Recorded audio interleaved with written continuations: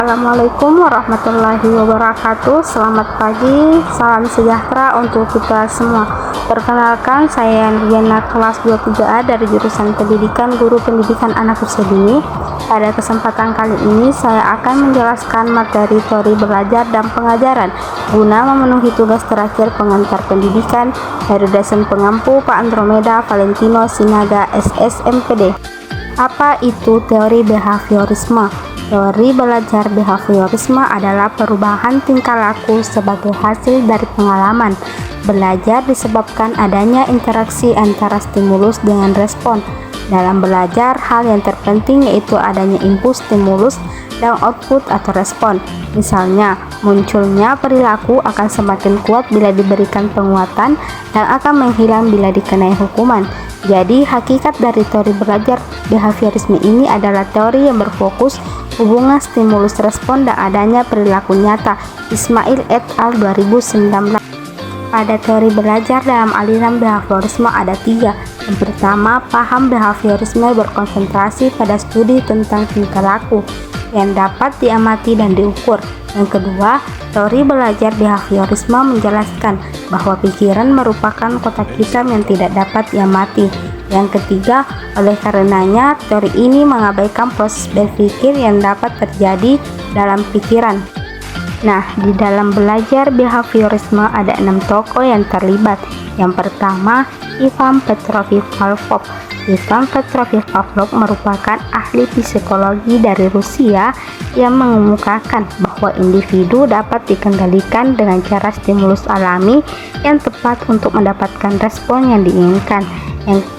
Sedangkan individu tidak sadar dikendalikan oleh stimulus yang berasal dari luar dirinya.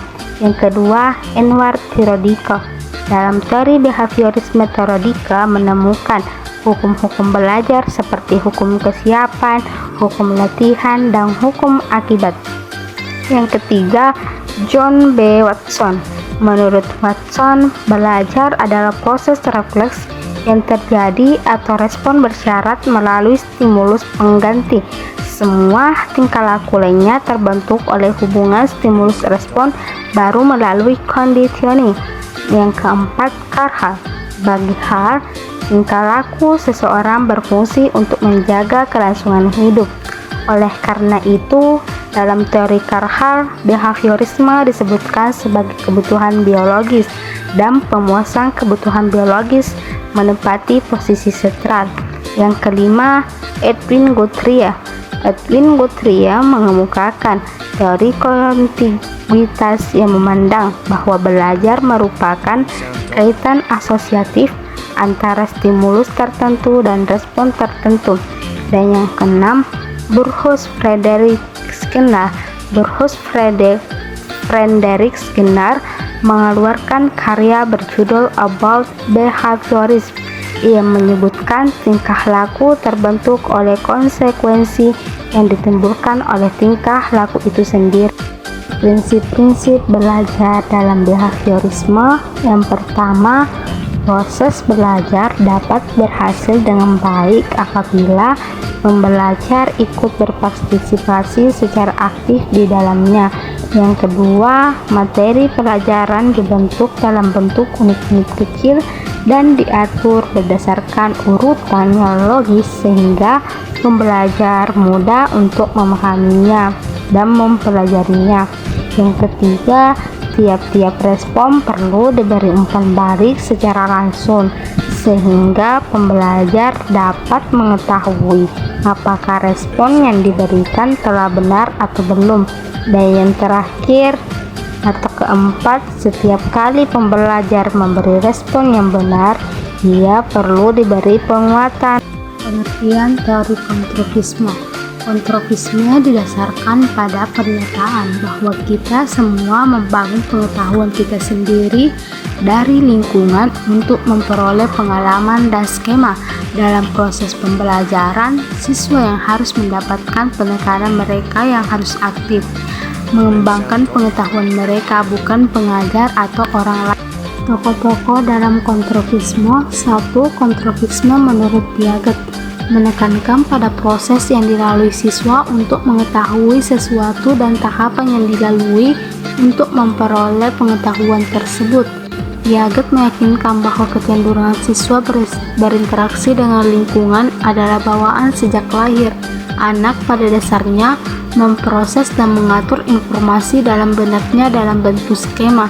Skema adalah suatu struktur mental atau kognitif yang secara intelektual dapat beradaptasi dan berubah sesuai perkembangan mental anak. Yang kedua, konstruktivisme Lev Vygotsky sangat menekankan pentingnya peran interaksi sosial bagi perkembangan belajar seseorang.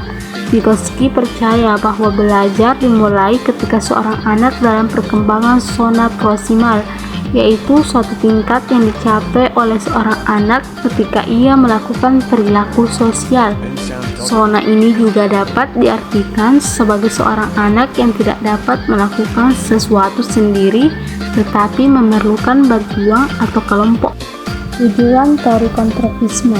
Adapun tujuan dari teori ini adalah sebagai berikut. 1. Adanya motivasi untuk siswa bahwa belajar adalah tanggung jawab siswa itu sendiri.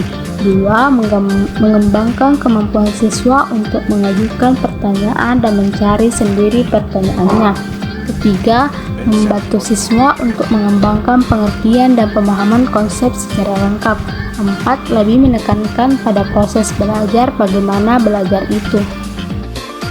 Demikianlah beberapa hal yang bisa disampaikan pada kesempatan hari ini. Saya mohon maaf yang sebesar-besarnya apabila ada tutur kata maupun tindakan yang kurang berkenan bagi Bapak dan teman-teman. Dengan ini presentasi hari ini saya tutup.